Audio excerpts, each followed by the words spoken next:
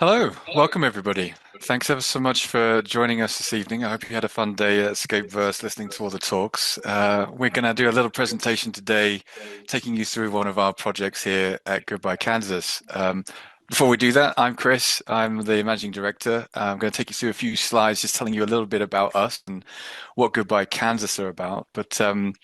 Yeah, essentially, we're an award-winning studio specializing in full CG cinematic storytelling and visual effects work. And we're a trusted global partner. We work end to end. Our capabilities are all sort of within one roof. So we have our creative team, we have our technical artists, and of course, we are doing full service delivery of the work as well.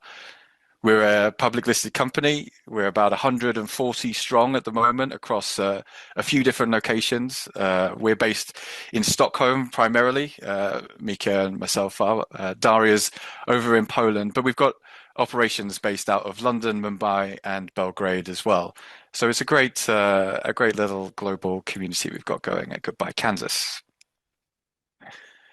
So we do a few different things, slightly different to some of the other people I feel who've been presenting throughout this, in that we have a fairly varied portfolio. We work in cinematics and animation. We of course do visual effects work in film and episodic. We have a division that's very focused around real-time and in-engine workflows, both runtime projects and real-time offline rendered work. So we work very closely with a lot of game studios, particularly here in Stockholm, to do co-development projects as well and work inside of their engines, which is very fun. And we have a great sort of capture service and a suite of virtual production tools that we use, which we'll talk a little bit about today in the presentation to help deliver some of the cinematic language and visual storytelling that we pride ourselves so much on. So through this presentation, we'll go a little bit more in depth on those, but essentially we do sometimes a bit of this, sometimes a little bit of that. We're usually in here. This is our scanning suite. We're doing a lot of capture of digital humans. We're always hanging around the mocap studio. This is our beloved place of creativity where we like to get our stories told and work with our clients to realize their visions in the studio space, but more to come on that. We can be up here and we can certainly be down there. So lots of different projects, but what we're always doing is the highest quality work that we can do. And this particular project with Cyberpunk and Idris Elba, is great to tell a story with real performances and tell real stories of characters for our clients. So a great joy to work on some of those things. And working at GBK, wanted to talk a little bit about this. Obviously, at Escapeverse, we love it. Of course, we love to think that we're combining a high level of industry technology and collaborating, with all the different creative elements in our arsenal. But at the end of the day, and most importantly, good GBK, it's largely about having fun. Not the gourmet burger kitchen, although we did do a burger once, but GBK, as we affectionately call ourselves, is really about a hive mind of creative souls coming together to do the best work we possibly can and have a lot of fun doing it. And I think that unlocks a lot of keys. But certainly for us, we have a very diverse workforce. We love accessibility and in the workplace and how we talk regularly about how we can promote working with each other in the environment that we work in. So a huge part of our identity is coming together as a team to do a lot of these projects. And, here's a collection of some of the images from those, but actually we will, instead of showing you some of the pictures of our digital faces and our high fidelity digital humans, the best thing to do is probably take a quick look at our latest cinematic reel. So I'll hand over to Ahmed, please, if you wouldn't mind playing the reel, that would be great.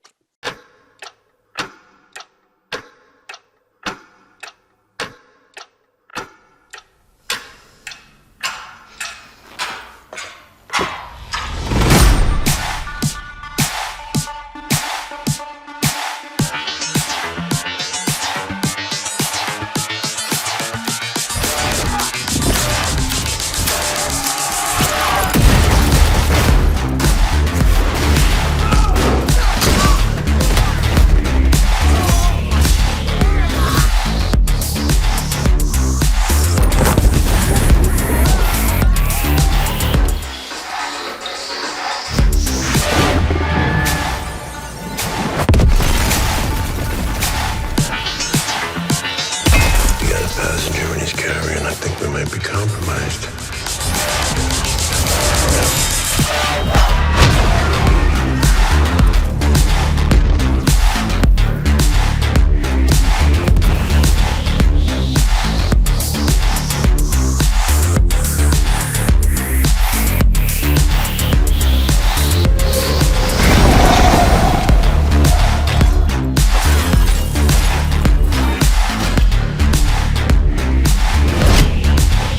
Prove to yourself that you have the strength and the courage to be free.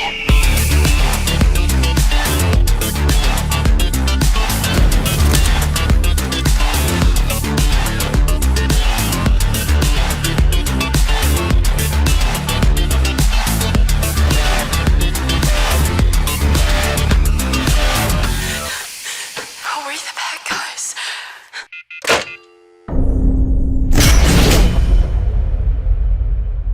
Perfect, thanks. So yeah, you might have guessed that's our cinematic reel of one of the verticals I spoke about earlier.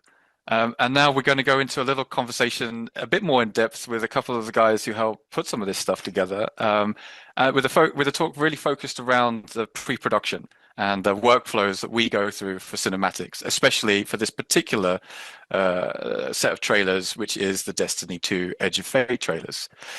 So without further ado, I won't talk too much more about Goodbye Kansas. I definitely am around at the end for questions as well. So please do have a think as we go through here for any questions you may want to ask. But the main focus of this conversation is around this ask of Destiny 2 Edge of Fate cinematic.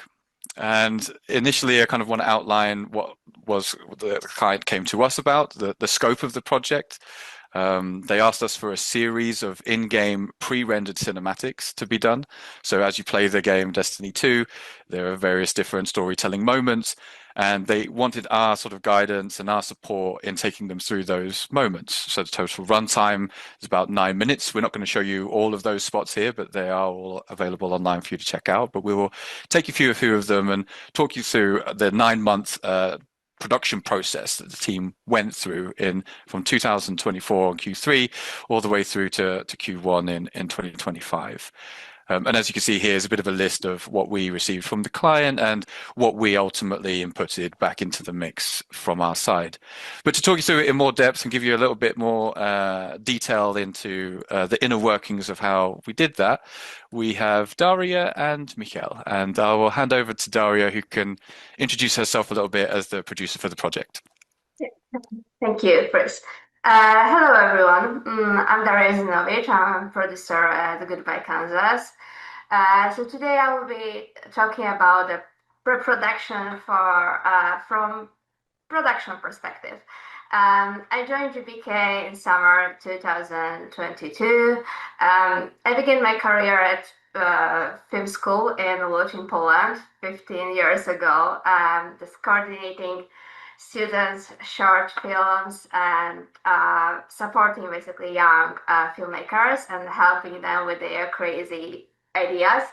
I worked a lot on sets and shorts, producing documentary, feature movies, and commercials. And I feel that this early chapter in my life just helped me to understand the creative process from the ground and easily just join the VFX and animation industry.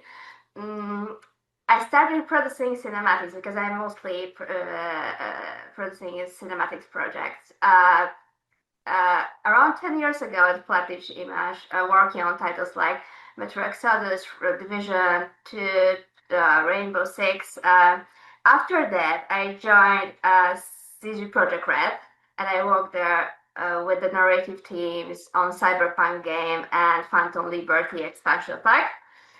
And for the past 3 years at Goodbye Kansas, I've continued to work on the trailers, in-game cinematics, and producing projects for game dev studios like Bungie, Bloober Team, Bethesda, Rocksteady Studios. So there was a couple of things. Yeah, but what does a producer do at Goodbye Kansas? Not only the budget and timing, really. we are deeply involved in almost every basically decision that gets a project from idea to final delivery, and overall we connect the clients and the teams. Um, and our basically job is to see problems as early as possible and solve them before they explode. The big part of a producer's job starts even before the project officially exists.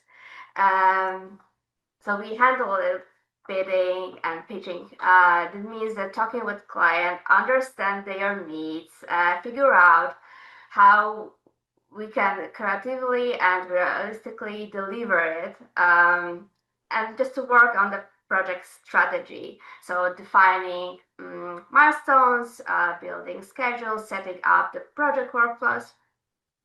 We also work as a client gatekeeper, so we are responsible for keeping the notes and the revisions and making sure that that everything is unrealistic in terms of the time and budget. And sometimes we need to just push back the client notes and making sure that there is also the creative integrity. Um, so it's also the case with working on the relationship on the both part sides, on the clients and the team. And the producers doesn't create the art, but we create I feel that we create the conditions for great art basically to happen. So we work closely with directors, art directors, supervisors, the artists, and department leads to make sure that everyone understands the creative vision, the communication flows clearly, and no one is just working in isolation. We are working as a one team, so we are also responsible for building a good atmosphere along the project. But for me, producing is basically about foresight. It's not just about managing today, it's about planning the entire journey of the project. So it's really important to have the creative alignment and making sure that that we are just going through the same direction. I guess we can just move Chris to another slide. Yeah. And every project has a lot of challenges, and we need to just answer a lot of questions before even we will start the pre-production. So at the beginning of the planning the project, so we need to just define the scope, what we are delivering, a budget, how much we can just spend, and timeline, how long we have. It's a discovering process. And we need to just define what type of project it is and clarify with clients the key creative pillars and what exactly they want to achieve telling this story, what are your must-haves, and also how we will deliver it. Can we just what type of workflows we can just use, and do we have the good team setup, and what type of artists do we need? So there's a lot of questions, yes. So looking back to summer 2023, so summer, fresh air, and people in the holidays mood. But we awarded 9 minutes of AAA pre-render cutscenes for our new client, Bungie. So it was a dream project with great client, big IP, clear vision, and expectations as well. And I really don't like just rushing the pre-production because it's a key. It's a crucial moment for the project, and also for the team. And it's a time for our directors, art directors, VFX supervisors to kick off this project properly. So define, discover, uh, what we are doing and creating all the breakdowns, the visual explorations, briefs from the other team members. And the first hour challenge was a hurried motion capture session. Because of the actor's talents availability, we couldn't reschedule movies, so we had to react very quickly. And we had 7 weeks for 4 cinematics uh, to to prepare everything for the mocap shoot. So refining the scripts, starting storyboarding, preparing the previs and everything for the shoot. So it was a huge challenge for us, and we had to also just balance the creativity with reality and discover basically everything with a double speed. Um, so there was a lot of questions: how quickly we can approve the story with our client, how quickly we can just unblock other departments, like for instance, environment. So yeah, and I feel that a good team is a key of the success, and they are proactive attitude. Um, we decided just to set up the 3 core teams working in a parallel, leading by 2 directors and 2 art directors, overlapping with each other. It was a crazy ride, really.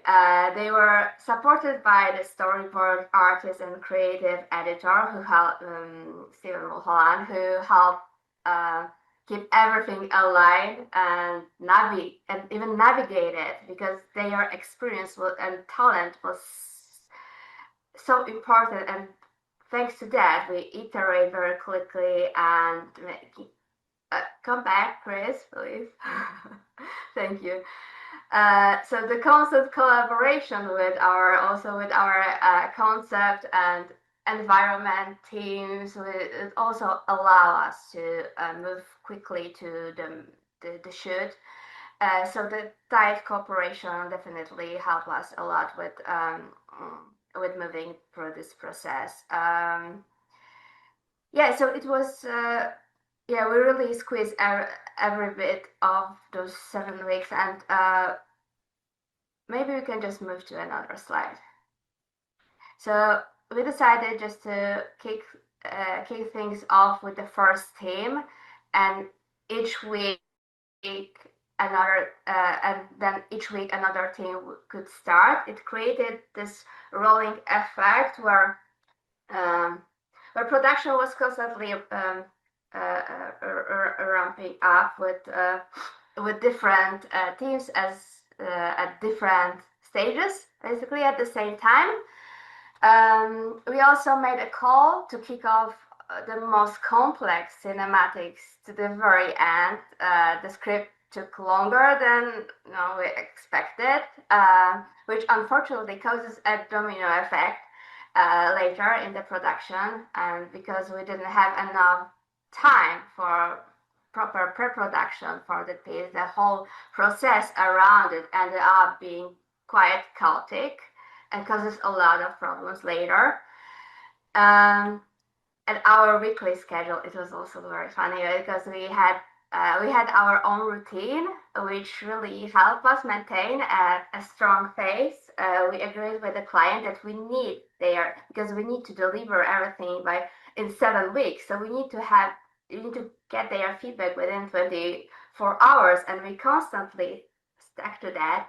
Thanks to this, whatever we sent out on Monday or on Tuesday was already being reviewed and discussed with client. So we have we know exactly how to operate, and we had dedicated reviews, deliveries per show. And thanks to that, it was easier for us to plan, determine the next steps, because we know exactly what our client is giving us. We closely cooperate with them. So this quick turnaround allow us to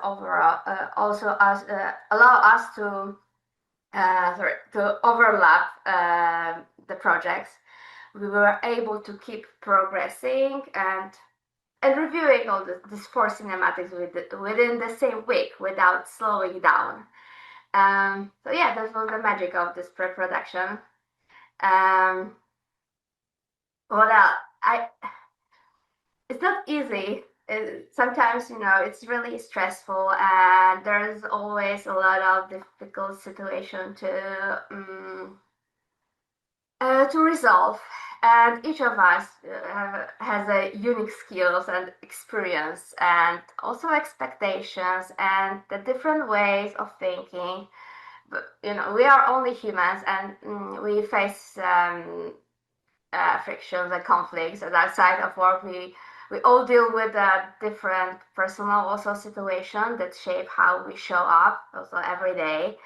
And stepping into a new project, whatever is a big or small, it's always a huge challenge, especially when we haven't worked together before. We don't know we don't know our working styles, if it will align, or if we will find a common ground right away. But I feel that the true chemistry takes time. It's built by going through these difficult moments together, learning each other, building this trust. That's why I feel that being very supportive and being able to rely on another, being honest, it's so important, because I feel that in the end we are playing towards the same goal, and I feel that it's really important just to keep in mind that it's a constant cooperation process, working together. But I guess Mika will tell you something more from his art director perspective and what challenges he hit. Cool. Yeah, thank you, Daria. Notice the formatting is a bit off there. But yeah, I'm Mikael. I'm one of the art directors here at Goodbye Kansas for cinematics specifically. In a few months, I realized I'm celebrating 10 years here at the studio, which is really, really cool. Like super fortunate to work with all these people here. I'll get into a little bit what like my role specifically as art director is a little bit after this slide, but a little bit about my background as well. So when I first started here, I started as a concept artist and digital matte painting, which was something that I had done previously for 7, 8 years before coming to Goodbye Kansas. So that was kind of my background, both kind of for feature film VFX and then starting out as a concept artist in video games as well.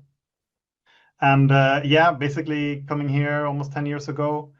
And I think really kind of fell in love with the cinematics medium. Like I grew up playing video games, I still play video games, and I love movies, all this stuff. So, it's really a special place where we sort of get to be little filmmakers, kind of. So, yeah, we can move on to the next slide. I think the role of art director is maybe not something you see all the time at like VFX, like specific houses. I mean, you might have like a VFX supervisor and then concept artist underneath that, but I think art director at GBK and maybe in cinematics in general is something that we do, and we really kind of, it's a nice workflow basically. And I work very closely with like the cinematics director, either here internally or with the client, and then our internal VFX supervisor as well. So we're sort of like this trifecta of people kind of with each of our own responsibilities and skill sets complementing each other, and it's a setup that works really well. So yeah, but my responsibilities as art director includes pitching, of course, like getting new projects in. We get asked to pitch on something, and then we need to put together like a little pitch deck for that, maybe including some concepts, which maybe I will do together with a concept artist. And again, together with those three people, maybe gathering, basically like, our pitch for this thing. I also do, of course, concept art. I'm still a concept artist. All art directors here are expected to do concepts as well. We're all senior kind of concept artists to begin with. One thing that's a little bit special, maybe, is that we kind of do concept art throughout the entire project, basically, not just a big dump of concept art in the beginning and then you hand it off to the team and you move on to the next thing. Like we'll always have, some sort of concept resource attached to a project where someone needs some guidance and stuff like that. But we'll get into that as well. Of course, reviewing progress, briefing artists, not only like concept artists, but also kind of if we've done a concept, making sure that the 3D artist is going to pick that up and create that for the actual piece. It's looking at the right things, making sure we're kind of all on the same like call it ballpark, like when it comes to, that it's very clear that what we're doing, basically. I'll get into a little bit about like our paint over workflow as well. That's also something I do a lot. And of course, client reviews and communication. Usually it's me together with the visual effects supervisor kind of presenting the weekly progress for the client, taking their feedback, kind of, boiling it down to what the actual notes will be for the artist and what we need to do, making sure we're like hearing the right thing. But we can go to the next slide here. So yeah, talk about the first steps, basically. Can move ahead from this. So on the next slide, so yeah, where do we start, right? So we did the pitch a few months ago, we maybe forgot about it, and then all of a sudden we get awarded. And okay, what do we do now? So in the case of these trailers specifically for Destiny 2, of course we have an early kind of meeting about like, okay, this is what we're doing kind of thing. But the first kind of job for me as art director, it's sort of a lot of frenzy of activity basically, because you're trying to understand, of course, you're reading the scripts, you're breaking down the scripts, what are the shots, what are the environments, what are like maybe the key FX components, like all this sort of stuff that will need some sort of concept or artistic direction, like as we go, like as we start out, basically. Usually, of course, we get quite a lot of assets or references from, the client. In this case, of course, Destiny 2 is super established. They've also done a lot of cinematics in the past with other studios. So there's a lot of stuff to pick from there, especially in terms of like the story. And I mean, this client in particular, like no one knows this world better than they do, right? And they've lived in it for a very, very long time. So it's like a really, it was a treasure trove, basically, you could say.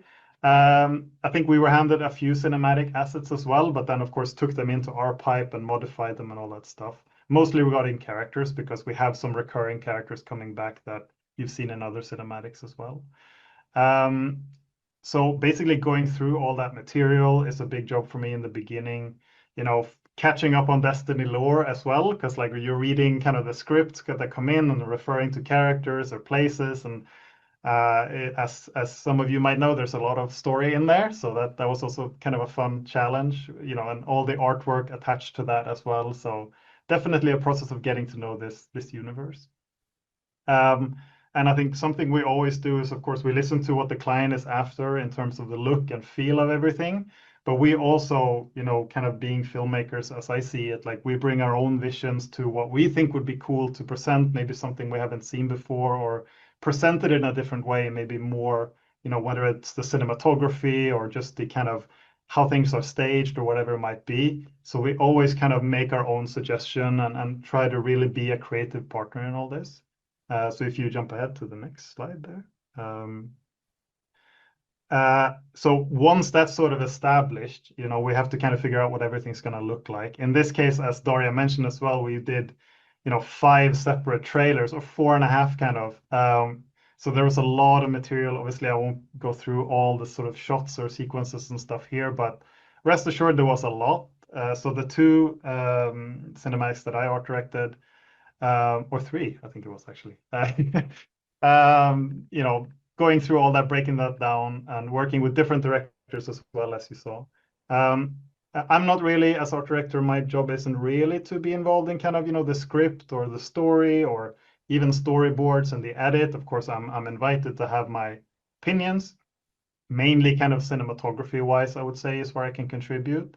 But usually, like, we let those people do what they're good at, and then once that arrives kind of on the art department, we sort of take it from there. Usually using maybe a storyboard as a base for a concept, identifying like which are the key shots we're going to do, what are the most complicated, like what concepts can we do that explain the most for all the adjacent shots or sequences as well. Is there a slightly wider shot that will show an environment where we then don't have to concept it from a bunch of different angles? So it's a lot of figuring out like, okay, I mean, we want to do concepts for everything, and then Daria rightly tells us, no, you have to pick a few, and then we're okay, fine. And then we pick a few. In this case, also working with different directors is always cool. Like it's kind of, yeah, different people, as Daria mentioned as well. One of our directors on this project, Fred, knowing Unreal at that time, like he had basically, before I even arrived on the project, kind of had the time to block out his vision of one of these cinematics in Unreal, which was super helpful. I mean, you save so much time when he can just do his initial take on it, and then we all kind of come together and refine it from there. So concept art, like on this project, kind of had a few different origins. We were a total of 4 artists working on this one, or on all these basically. Um, and we also kind of course, got some in-game references. Like if it's supposed to take place in a specific, planet that we've maybe seen before, then we got concepts for that. I believe the 910 trailer for with the train coming out, like that was based on an existing location in the game, so we had to make sure it looked like that. But one thing I want to really kind of strike a, what do you call it, like a blow for, is something that we've really developed over the past, few years, where putting a lot of emphasis on like keyframe concepts that basically serve as, this is the final frame that we're aiming for. Like this is the final look you'll get after these 9 months. And not just like kind of like, oh, it might look something like this, or then you do a concept and then you sort of throw it out with the bathwater once things starts happening. Like really getting better at like, this is the concept, and having us like all like it and having the client approve it, and agreeing early on, like this is what we're doing, because sometimes you show a concept to someone and it's like, do you like this? Yeah, it's great, let's do this. But then when you actually get into it, it turns out, no, I want to change this, I want to change that. But I think we've become really good at communicating, like, this is really what we're going to do. Like, if you don't note anything, like, this is what you're going to get, kind of thing. Not that it's sort of a threat in any way. Of course, it's back and forth, and we feedback and we do rounds. But yeah, it's something that's really been working really well. Also, like concepting extremely heavy FX things, like simulation, particle stuff, is also something that's been a huge time saver for us. Again, it's common to do like one still frame of a cool explosion, and then you hand it to the FX guys, and then you spend a lot of time and resources like iterating something that the director wants, instead of then or rather what we do now, and try to do as much as possible, is really make sure that we know where we're headed and that everyone kind of agrees early on what we're gonna do. And as I mentioned before, like it's not just a one and done thing where we just hand off a bunch of images. Like I will always be attached to the project to some degree, where if something becomes unclear, or maybe the client has now developed the game further and something now looks different, like adapting to all that stuff. So kind of an on-call, concept art surgeon or something, something like that. And yeah, here you can see a few of those keyframe concepts. So this is from our amazing team of artists here, Gabriel and Gareth and Gustav as well. So yeah, it's yeah, really really cool to have this sort of group of dudes.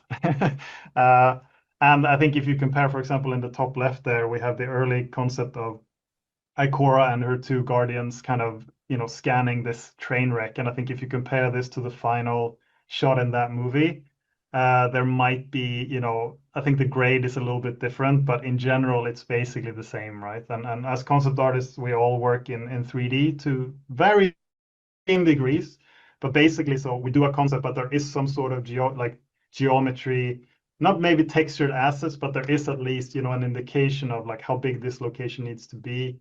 And so often now internally, we bundle our concepts with a sort of a 3D representation of it.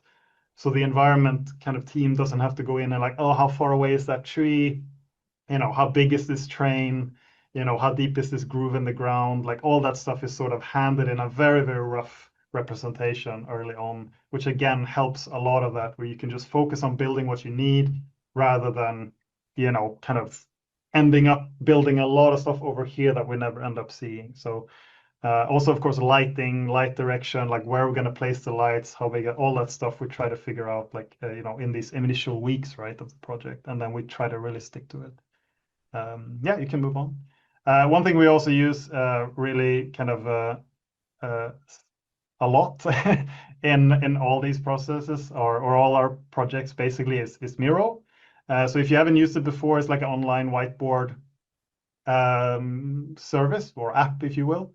And it's really, for especially in pre-production, like for me, the art, like the effects supervisor and director, like the three of us coming together and sort of building out this thing is a sort of invaluable tool. I mean, I think there are other, of course, like apps like this as well, but we find it really, really helpful. Like everyone can sort of have their own section. Here in the white, you see the director section where he's kind of figuring out the boards. I'm over here in the concept section figuring out the concepts, collecting all the references that we got from both the client and that we found internally, and really kind of a tool to, build this thing together. Uh, we try to, like, one thing we have noticed with this is, like, if you're a big project, as you can see, like there's a lot of stuff on here and it just keeps on swelling basically. So we try to sort of limit artists' access to this. Not that they can't view it, but like they're not expected to go in here and try to find out what they're gonna do. Like it's not like, oh, just go on the Miro and have a look at that. Like we try to, be very clear. Of course, we have our asset management system as well, F-Track.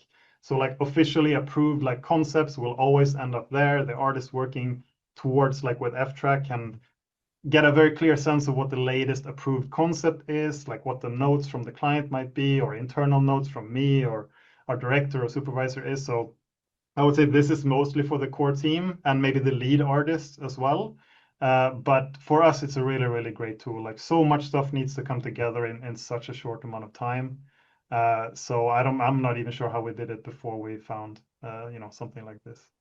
And yeah, here you can see a few more examples. So talking about the FX concept. So in the lower left there, you can see the animated concept here made by Gabriel here, part of our team.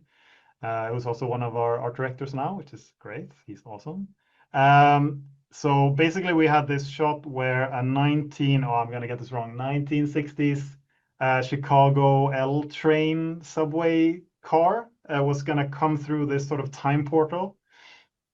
And I mean, I had a lot of fun. Like, there's a lot of information about old trains on the internet, if you would believe it.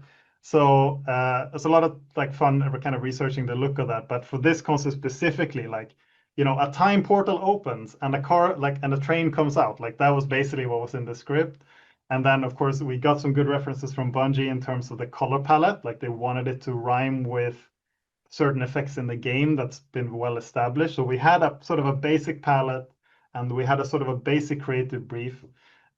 This was, of course, not the final version. We did iterations back and forth, but in the end, this is sort of what we settled on. And just getting the progression in there as well in the concept was super valuable for the FX team that had to make this. Yeah, it's really, again, like proven really, really invaluable, like to really spend the time to do these. I think now it's like, if I could choose, we would do like a keyframe concept for every shot, right, in the first 2 months, because then everyone can agree that this is what we're doing and this sort of smooth sailing from there. Of course, as you might know or will know in the future, like things don't always go to plan. But for us, again, like it's really, really helpful to align early and really spend the time to make these as complete as can be. And yeah, there's a few selections up there as well. You can see for concepts as well. And I think watching the trailer, you'll probably be able to spot them all kind of in the final shots. Yeah, and then we were going to get into some sort of key takeaways before we open up to questions. Happy to go into more specific stuff as well, but Daria, I don't know if you want to kick it off with your reflections. Yes, I can do. So first of all, the most important thing, just to ask questions. Questions create clarity and they prevent assumptions from turning into costly mistakes. What else? Great results come from conversations and collaborations. When people feel heard and respected, they do their best job. What else? Every project teaches us something.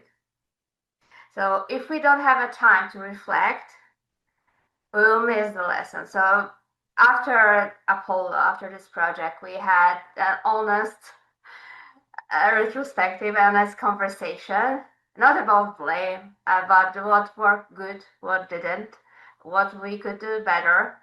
Because and thanks to that, we can just grow. We can just we can just learn based on our mistakes and make the project better.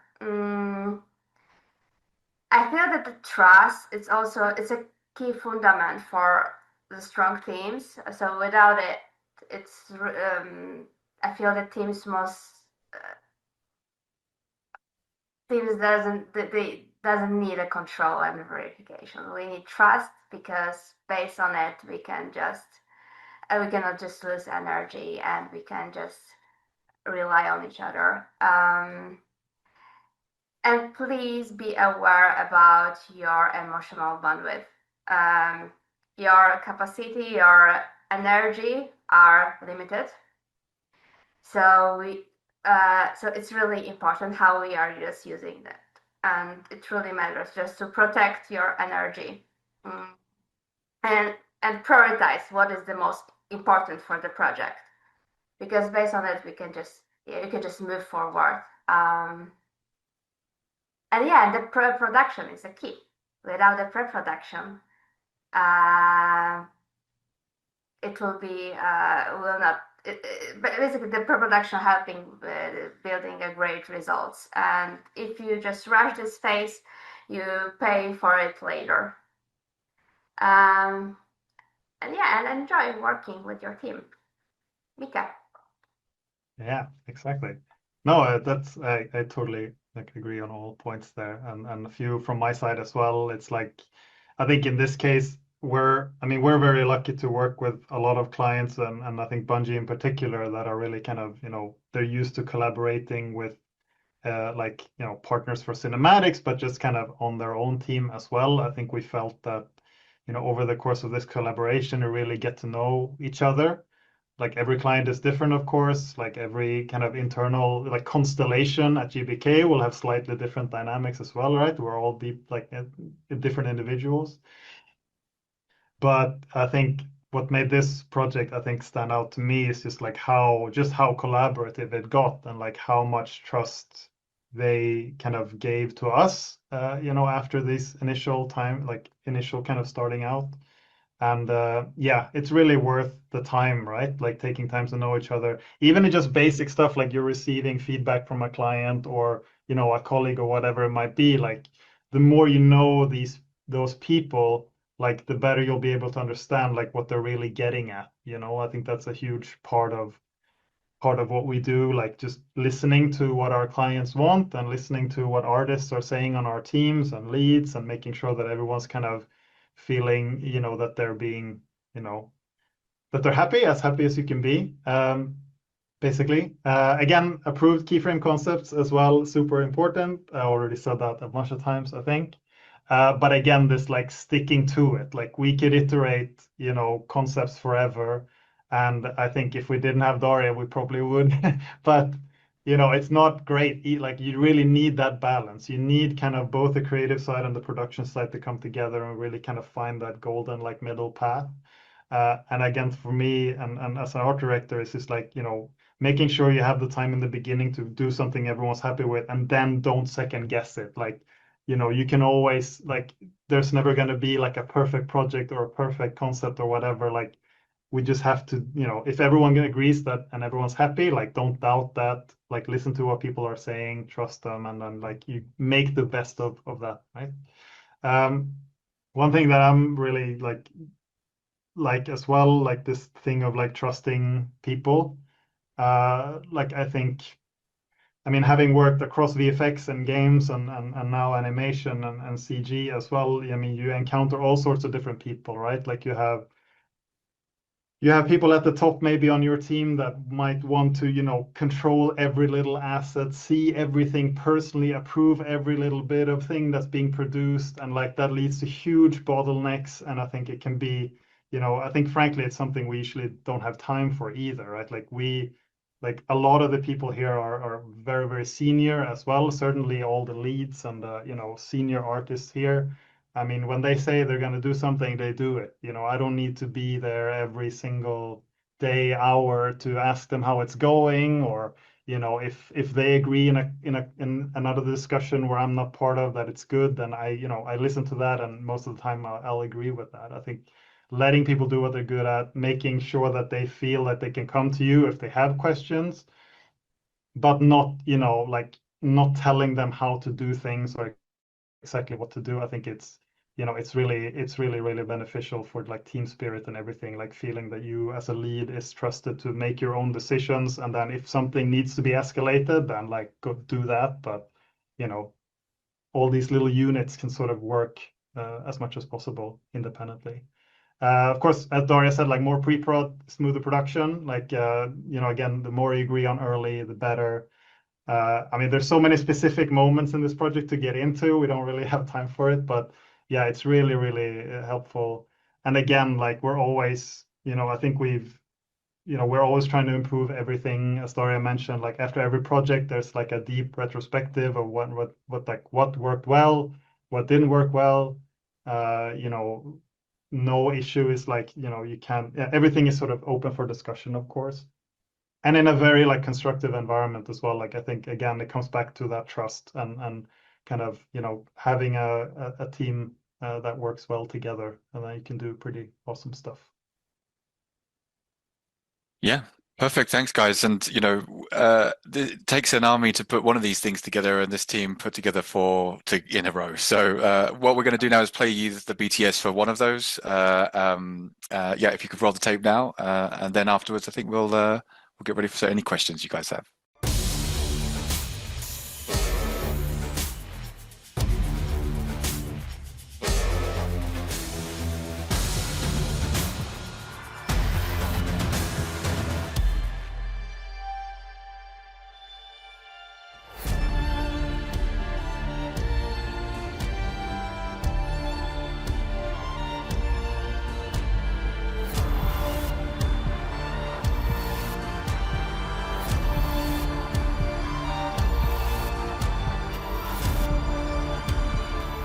Not every day you resurrected God.